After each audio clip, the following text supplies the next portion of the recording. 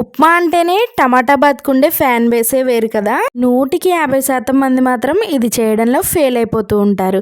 Colour మంచిగా రాకపోవడము, taste కుదరకపోవడము ఏదో ఒకటి జరుగుతూ ఉంటుంది. ఈసారి ఎటువంటి ఫెయిల్యూర్ లేకుండా ఈ వీడియో చూసి చేయండి. కడాయిలోకి నేతిని వేసుకుని 1 కప్పు బొంబాయి రవ్వని వేసుకుని మంచి రంగు వచ్చేంత వరకు వేయించుకుని ఒక ప్లేట్లోకి తీసేసుకోవాలి. అదే కడాయిలో 2 టేబుల్ స్పూన్ల నూనెని వేసుకుని ఆవాలు, జీలకర్ర, పచ్చిశనగపప్పు, గుప్పెడంత జీడిపప్పు, పచ్చిమిర్చి, కరివేపాకు, అల్లం తురుము వేసుకుని మంచిగా ఫ్రై చేసుకోవాలి. ఇవి వేగిన తర్వాత 2 మీడియం సైజ్ టమాటాలను కచ్చాపచ్చగా పేస్ట్ చేసుకుని క్యారెట్ తురుము, ఉల్లిపాయ ముక్కల్ని వేసుకుని మంచిగా మగ్గించుకోవాలి. 1 కప్పు బొంబాయి రవ్వకు గాను 4 కప్పుల నీళ్ళని వేసుకుని రుచికి సరిపడగా ఉప్పును వేసుకుని నీళ్ళని మరిగించుకోవాలి. తర్వాత దీనిలో ముందుగా వేయించి పెట్టుకున్న బొంబాయి రవ్వను గరిటెతో కలుపుకుంటూ కొంచెం కొంచెంగా రవ్వను వేసుకోవాలి. కలుపుతూ రవ్వను వేసుకోకపోతే మీకు ఉండలు కట్టేస్తుంది. రవ్వంతా కూడా వేసేసుకున్న తర్వాత 2 నిమిషాలకు ఈ మిశ్రమం అంతా కూడా దగ్గర పడుతుంది. ఇప్పుడు దీంట్లో 1 స్పూన్ నేతిని వేసుకుని మొత్తం అంతా కూడా బాగా కలిసేటట్టు కలుపుకోవాలి.